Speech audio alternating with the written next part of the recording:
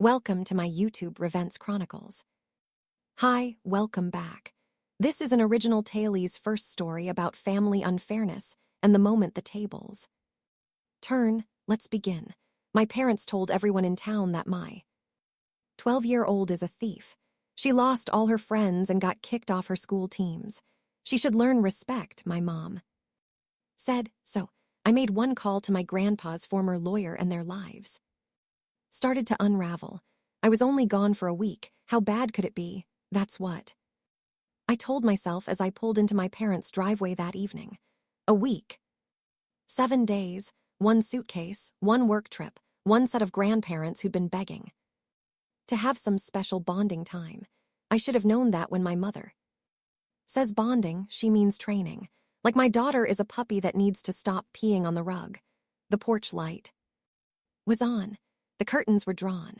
Everything looked normal in the way a house looks normal right before you walk into a room and realize you're the only person who didn't get the memo. My mom opened the door with that bright smile she saves for company. The one that says, "See, everything is perfect. Nothing is wrong. And if something is wrong, it's definitely not my fault." Sarah, she sang like we were in a commercial for family values.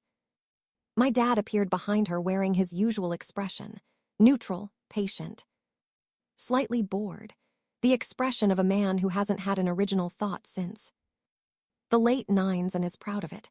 And then my daughter stepped into view. She didn't run to me. She didn't bounce. She didn't launch into the 100-hour report she usually gives me after being away from me for longer than a grocery store checkout line. She just stood there, quiet, eyes down, holding her dance bag like it was the only thing keeping her from floating away. My stomach tightened. "Hey, sweetheart," I said, forcing my voice to stay light. "I missed you." She hugged me back, but it was stiff, like she was hugging a relative at a funeral. My mom patted my arm. "She's just tired, big week." I looked at my daughter's face. Her eyes were dull in a way that didn't match tired. Her mouth had that tight line kids get when they're trying very hard not to cry, not to talk, not to do anything that might crack the dam. "Thanks for watching her," I said automatically, because I was raised in a family where you say thank you before you know what you're thanking them for. "Oh, of course," my mom said. "Family takes care of family." Then she smiled wider like she'd just said something inspirational. My dad nodded once. "Drive safe," and that was it. No details, no updates, no "hey, just so you know something happened." Just the fake smile, the neutral nod, and my daughter standing there like she'd aged 5 years in 7 days. I told myself to wait until we were in the car. We got in. I started the engine. The interior light clicked off. The world narrowed down to dashboard glow and the quiet hum of the road. My daughter stared out the window. I took a breath. "So how was it? How are you doing?" "Fine," she said. The word came out flat. "Practiced, not fine." I tried again, casually, like you do when you don't want to scare something fragile. "Did you sleep okay?" "Yeah." "Did you have fun with grandma and grandpa?" "Yeah, 3, yes," like she was answering a survey she didn't agree to. I swallowed. "How's dance going? You have performance in a few days, right?" She didn't respond right away. I glanced at her. Her hands were clenched around the strap of her bag. Then she said quietly, "I'm not on the team anymore." I felt like someone had hit the brakes inside my chest. "What do you mean you're not on the team anymore?" "They kicked me out." The words were so matter-of-fact, like she was telling me the weather. My grip tightened on the steering wheel. "Why would they kick you out?" She didn't answer. "Sweetheart," I said, gentler now because something was breaking in me. "Why?" Silence. The road stretched ahead of us, ordinary and calm, like it had no idea what was happening inside my car. I tried again. "Talk to me." "Okay, you can tell me." She swallowed, still staring out the window. "I don't want to talk about it." That sentence landed heavier than "they kicked me out" because my daughter talks about everything. She talks about the weird sound the fridge makes. She talks about a teacher's earrings. She talks about the way a kid in math class breathes too loud when She says she doesn't want to talk. It means she's holding something that hurts too much to touch.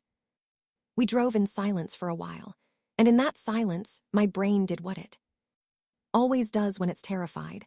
It tried to fix things with normally. Like, if I could find the right familiar thread, I could pull her back to herself. So, I said lightly like I wasn't internally screaming. Do you already have a present for Sophie for her birthday on Saturday? My daughter's jaw tightened. I'm not going, she said. I blinked. What do? You mean you're not going? You've been talking about Sophie's birthday for weeks. I'm not invited. The words were small. The meaning was enormous. I felt my pulse in my throat. Why aren't you invited? She didn't answer.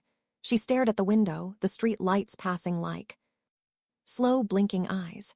I kept my voice calm because that's what you do when your child is in free fall. You don't scream, you become the ground. But inside my head, I was panicking.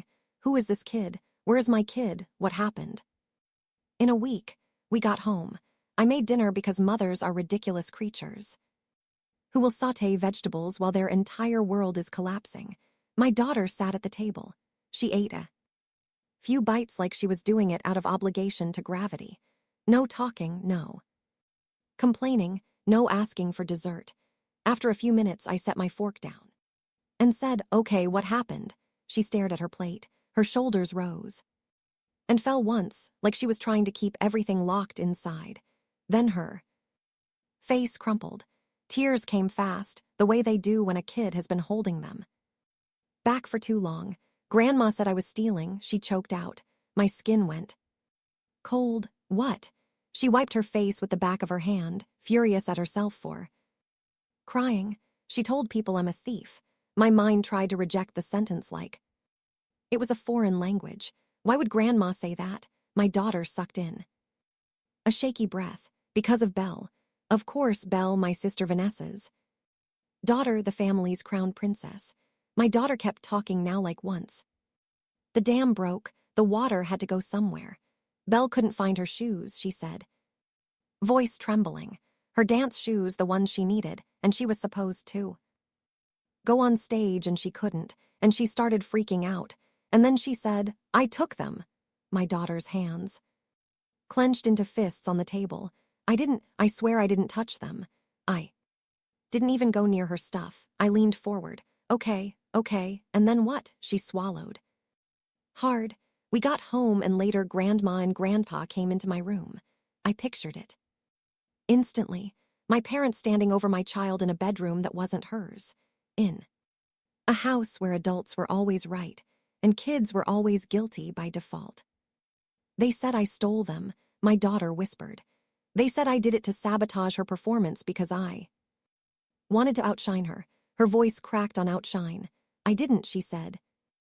Again, I didn't do anything. My heart was pounding.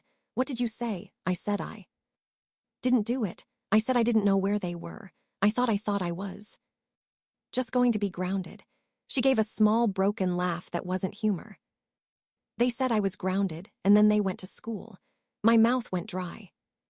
They went to your school. She nodded, tears sliding down her cheeks. They told people, they told the coach. They told moms. I could barely breathe. What did they tell them? That I stole Belle's shoes. She said that I'm a thief. I stared at my own kitchen wall, as if it might explain how my parents became people who could do this to a child. And the shoes, I asked, voice tight. Did they ever find them? My daughter wiped her face, shaking her head. They said they found the shoes later back at their house in the hallway by the front door. They even showed them to me, but I didn't see them find them. They just held them up and said that meant I must have put them there. She looked up at me, eyes wide. Mom, I never took Belle's shoes. I never touched them. I don't know how they ended up back at the house, but it wasn't me. I believed her. I didn't have to think about it. I believed her the way you believe gravity exists. And then she swallowed and stared at the table edge. They kicked me off the team. Her fingers worried at the seam of her sleeve, pulling and releasing the thread like she didn't know what else to do with her hands, and everyone started acting like she searched for the word. Then lowered her eyes like I'm not safe. A few seconds passed, then quieter. Sophie won't talk to me anymore. I stopped what I was doing without meaning to. The dish towel hung. Half folded in my hands. Sophie wasn't just a name. Sophie was the birthday on Saturday. Sophie was the girl who had been in our kitchen 100 times, leaving hair ties on the counter and laughing like she belonged here. Sophie, I said. My daughter nodded. Once, she kept looking down, she said, if I do it to Belle, I'd do it too. Anyone?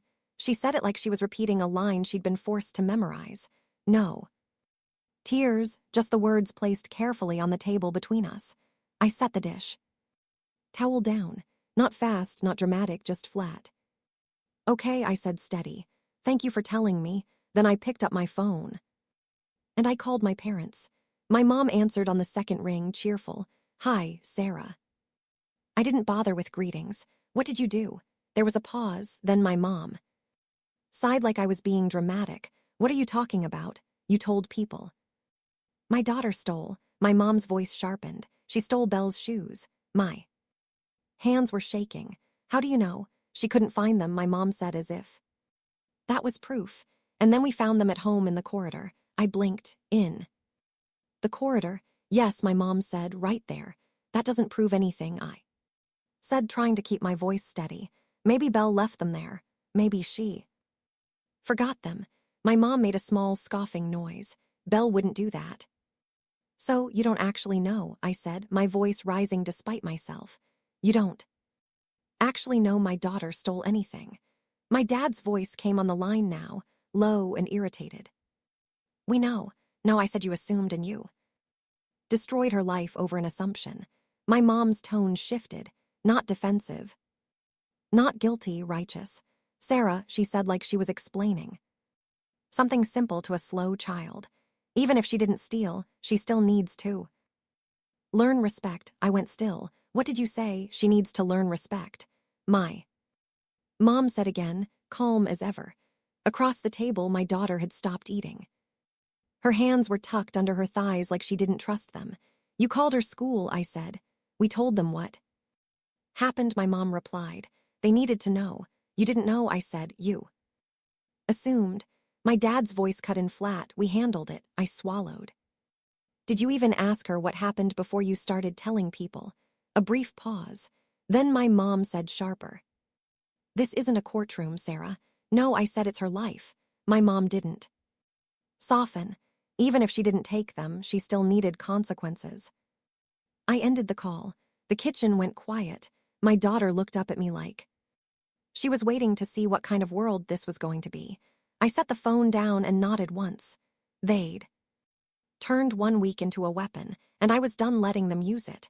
They didn't know it yet, but soon I would be making a call, and this call would change everything. The respect obsession didn't start with a missing pair of shoes. It didn't start with my daughter. It started with me. I didn't understand that for a long time. Or maybe I did, but I didn't want to. When you grow up in a family like mine, you learn how to make yourself small in ways you don't even notice. My sister Vanessa was always the favorite. I couldn't have told you why if you'd asked me at 8 years old. I just knew it the way you know which side of bread has the butter. There's a moment I still remember like it stuck under my skin. We were at the dinner table. I was maybe 11. My dad asked something simple like how school was going. I answered, not loudly, not rudely, just answered. My dad cut me off mid-sentence. Don't interrupt. I froze, confused. I had been asked question. I was answering it. A few minutes later, Vanessa interrupted my mom to tell a story. My mom laughed. She's so confident. I remember sitting there with my hands in my lap, staring at my plate, realizing the rules changed depending on which daughter was speaking. That pattern followed us into adulthood. Vanessa got celebrated. I got managed. Vanessa got excused. I got corrected. And when I got divorced, I needed help. Not because I wanted to cling to family, but because life is expensive and child care is real. And sometimes you're just trying to survive without collapsing on the kitchen floor. My parents offered support. They offered it loudly, publicly, like they were saints. And because I wanted my daughter to have family, I accepted. Then my daughter grew older, and the pattern shifted to the grandchildren. Vanessa's daughter, Belle, became the new center of gravity. You could feel it in the way my mother's voice softened when she said her name, in the way my dad showed up early for Belle's events and late for mine. And you could see it in the way my parents reacted the first time my daughter outshined Belle. It happened at dance studio results day. It was school run. The girls were lined up. The coach read out placements. My daughter got a better spot than Belle, not because anyone handed it to her, because she earned it, because she worked, because she practiced until her legs shook. I expected, for a brief, naive moment, that my parents might be proud. Instead, my mom leaned close and whispered, "Don't rub it in. Belle is sensitive." Vanessa nodded like that was completely reasonable. Just tell her to be humble. Nobody told Belle to be gracious. Only my daughter to shrink. And then there was my grandfather, my mom's dad, the only adult in my family, who made me feel like we were allowed to exist as ourselves. When my daughter practiced in the living room, he'd sit and watch the whole routine like it mattered. He'd ask her questions about what she was learning. He'd praise effort, not attention. He treated her like a person. He died 3 years ago when my daughter was 9. After the funeral, I asked my parents if I needed to sign anything. My mom waved her hand like paperwork was an annoying mosquito. "No, we're handling it. Don't worry about paperwork," my dad added. "It's taken care of." And because I was grieving and exhausted and trained not to challenge them, I accepted it. I didn't know then what I know now. I didn't know that when my parents say handled, it means controlled. I didn't know that the week I left my daughter in their care would be the week they decided to teach her respect. I didn't sleep that night. Not really. I lay in bed listening to my daughter's breathing down the hall, thinking about how quickly a child's world can be destroyed by adults with nice smiles and community connections. The next morning, I did what mothers do when panic turns into purpose. I moved. I called the coach. I called the school. I called Sophie's mom. Each call felt like hitting a wall covered in polite words. "Oh, we're so sorry. We understand. You're upset. We have to consider the safety of other children." Your parents seemed very sure. It was amazing, actually. How very sure is apparently a substitute for proof. My daughter sat on the couch, hoodie pulled up, staring at nothing. She flinched every time my phone rang. That's when I realized explaining it calmly wasn't going to fix this. I needed someone who spoke authority. Someone official, someone who didn't care how charming my mom could be in public. So I called my grandpa's former lawyer. When he was alive, he used to praise her, said she could fix any problem. So I made an appointment. She was a woman in her 50s with sharp eyes and a calm voice. The kind of calm that doesn't come from peace. It comes from experience. I brought my daughter with me, not to traumatize her with legal talk, to show her that she is not powerless, and that people can't treat her the way they did without consequences. Adults don't get to destroy her and call it discipline. My daughter sat beside me, hands folded in her lap, trying to look brave. She had that tight, careful posture kids get when they're afraid of taking up space. The lawyer listened to my story without interrupting. When I finished, she nodded once. Accusing a child of theft without proof and spreading it through school channels is serious. I exhaled. "So we can do something." "Yes," she said. We can send letters, we can demand written basis for the school decisions, including why the school dance team has kicked her out, and we can warn your parents that continued false statements have consequences." My daughter looked up at that. "Consequences?" The lawyer turned to me. "Do your parents handle anything official for your daughter?" I frowned. "No." The lawyer's eyes narrowed slightly, like she just heard something that didn't fit. "Then who is handling the trust?" I blinked. "What trust?" She looked at me for a long moment. "The trust your grandfather set up for her." My skin went cold in that specific way it gets when the world tilts. There is no trust, I said, because I truly believed that. The lawyer's expression didn't change, but something sharpened behind her eyes. I'm surprised you don't know about it. Stared at her. I don't. My parents told me everything was handled. The lawyer leaned back slightly, thinking, your grandfather was very particular about planning. My mouth went dry. You're sure, I'm sure enough, she said, to investigate, but I want to be clear. It's possible your parents are trustees, which means we'll have to go through them to request documents and accounting. I felt something in me shift, like a door opening to a hallway I didn't know existed. The lawyer continued, practical, will send two things, a formal request for trust documents and accounting, and a letter demanding that they stop spreading claims of theft without proof. My daughter watched her with wide eyes like she couldn't believe. Adults could talk to other adults this way. After the meeting, I did what I'd promised my daughter I'd do. I showed up. For her, I went to the school. I sat across from people who smiled politely and tried to tell me that concerns had been raised. I kept my voice steady. You don't have proof.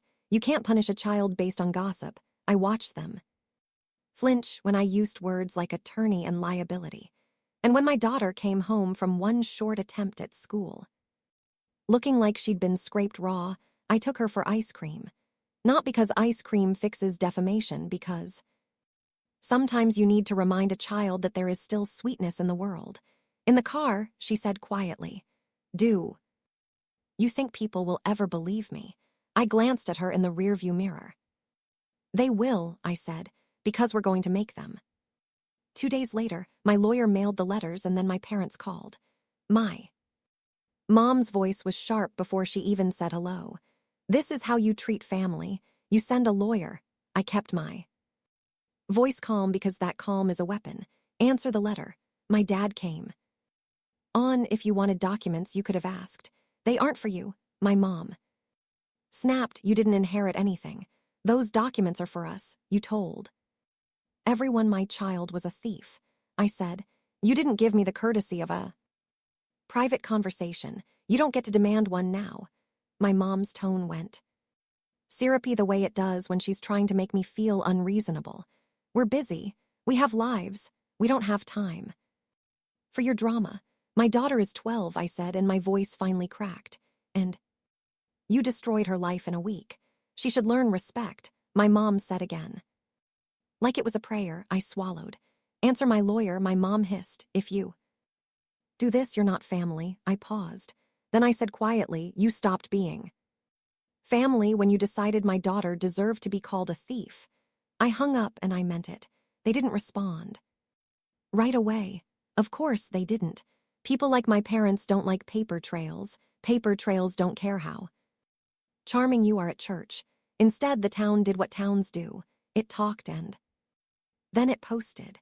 My daughter came into the kitchen one morning holding her phone like it was burning her hand. Her eyes were red, but her face was frozen, the way it gets right before tears. Mom, she said, voice small. Look, she handed me the phone. There was a post, someone I vaguely recognized, someone who had probably smiled at me in the grocery store last month. The post was long, dramatic, full of moral outrage. It was about my daughter being a thief, about me being a mother who refuses to discipline, about how I was using lawyers to threaten honest people. Comments stacked underneath like bricks. She stole, and now her mom is suing everyone. Kids like that need consequences. Sarah always spoiled her. If she stole, punish her. Imagine defending theft. She's teaching her daughter to commit crimes and play victim. My hands went cold. My daughter whispered, they think it's true. I swallowed. I know. She swiped again and showed me another screen, a group chat, kids from school. Her name in the chat like it was a joke. Thief, liar, freak. Someone had written, don't let her near your stuff. Someone else, her mom is crazy, she's suing. My daughter's breathing hitched. I didn't do anything, she said like she was trying to convince the air. No, I said. And then I did the only thing I could do in that moment.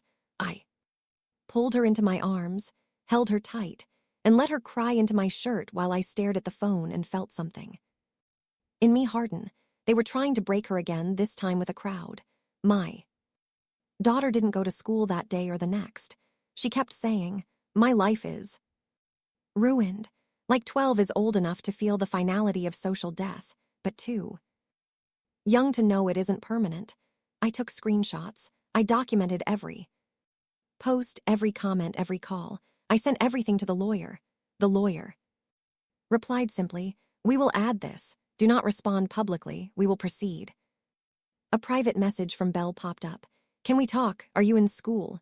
My daughter stared at it like it might change if she waited long enough.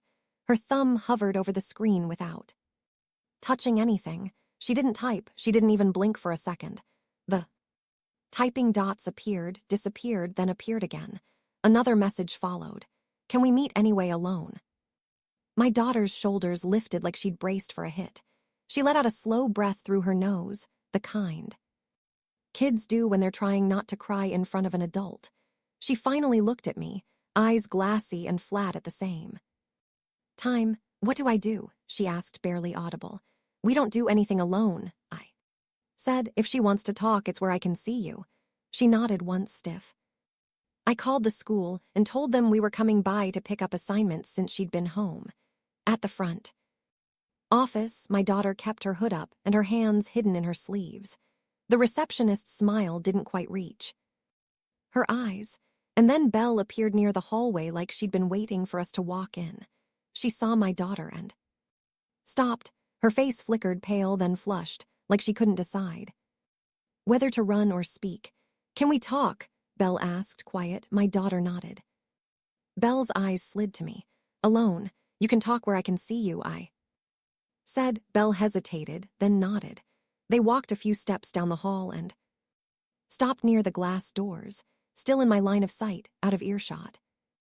As they started walking, my daughter slipped her phone into her pocket.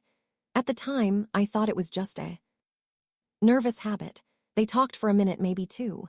Belle kept twisting her bag strap. My daughter barely moved, like she didn't trust herself to do anything that could be misread. Then my daughter turned and walked back toward me. Her eyes were wide and glossy. Her face looked like it had lost all its color. "She confessed," she said quietly. I kept my voice even. "Confessed what?" My daughter swallowed hard. "I recorded it." "You did?" She nodded quickly. "Before I walked over, I pressed record because nobody believes me. We went home. At the kitchen table, she set the phone down between us. Her finger trembled when she hit play. Belle's voice came through, tight and fast. She said she couldn't find her shoes. She said she panicked. She said she blamed my daughter. Then her voice dropped. "And then I found them later." Belle said they were with my stuff at home. "I think I forgot." Pause, breathing. Belle trying not to cry. "I wanted to tell people," she said. "But Grandma told me not to." My daughter's head snapped up like her body reacted before her mind could. Belle kept going, voice smaller now.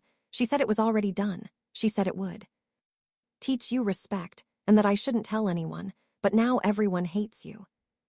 I don't mean for any of this. The recording ended. My daughter stared at the phone like it was proof and betrayal at the same time. She whispered, "So they knew." I reached across the table and covered her hand.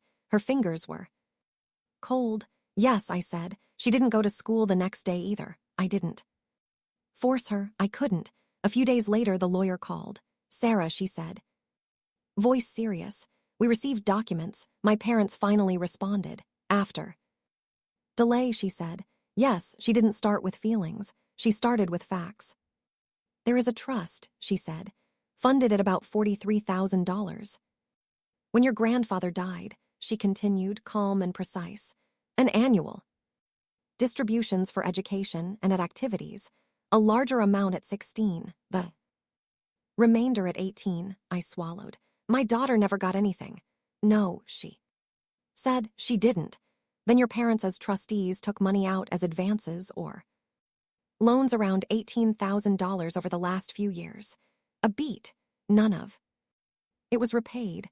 Why would they do this?" I asked, but it came out thin. "On the Other end, the lawyer didn't answer right away. Papers shifted. A pen tapped. Once, then stopped. "There's one more thing," she said. "In the trust, there's a clause, a misconduct provision." She said a character clause. I stayed quiet. Behind me, my daughter's spoon clicked softly against her bowl. Slow and absent. It allows the trustees to withhold or reduce distributions if the beneficiary is convicted of theft or another serious offense, the lawyer said, or if there's a formal finding of dishonest conduct, or if the trustees decide a distribution would be unsafe or inappropriate. The words lined up with everything my mother had said about respect, and suddenly they didn't sound like discipline. They sounded like a plan. "So they tried to brand her a thief," I said. The lawyer's voice stayed careful. "This smear campaign alone probably wouldn't trigger it, not without something official, but it could be the start," I said. "Yes," she replied. "A pattern, something that makes a later accusation easier to push into an official record." I lowered myself into a chair. My daughter looked up from the table, not asking what was said, just watching my face like she could read the answer. "There, if it ever did get official," I asked, "what happens to the money?" "It doesn't disappear. The lawyer said it follows the trust. Alternate beneficiaries." My mouth went dry. "Who? Potentially your parents," she said, "or another named branch of the family." I turned and looked at my daughter, shoulders hunched, hands wrapped around her spoon like it was the only steady thing left. 12 years old, and already learning how quickly adults can decide who you are. "Send me everything," I said into the phone. "I will," the lawyer replied. "And don't engage with them directly. Keep every message, every post, every call." I hung up and stood there for a second, phone still in my hand. My parents hadn't just punished a child. They'd been setting a trap and they didn't know it yet, but they were the ones standing closest to it. By the time everything caught up, the story had already changed. The assistant principal didn't interrupt when I played the recording. He didn't nod, he didn't frown. He sat perfectly still, hands folded on the desk, eyes fixed somewhere just past my phone. When it ended, he didn't look at me right away. He reached for a legal pad, tore off the top sheet, and slid it into a folder without reading it.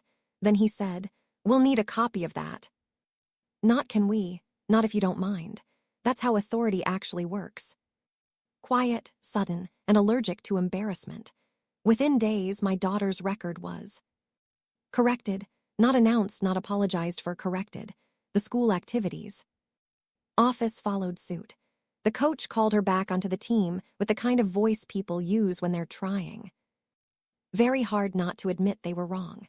Once the adults stopped treating rumor like evidence, the kids followed. The group chats went quiet. The posts stopped getting traction. A few friends reappeared, awkward but sincere. Not everyone came back, and that was fine. My daughter stopped walking like she was waiting to be shoved. Bells switched. Schools before the semester ended. No explanation, no goodbye, just absence. Small towns love closure as long as it doesn't require accountability. Then came the part my parents assumed would never see daylight. The trust wasn't small. It had been funded at about $43,000 when my grandfather died. It wasn't meant to sit untouched until adulthood.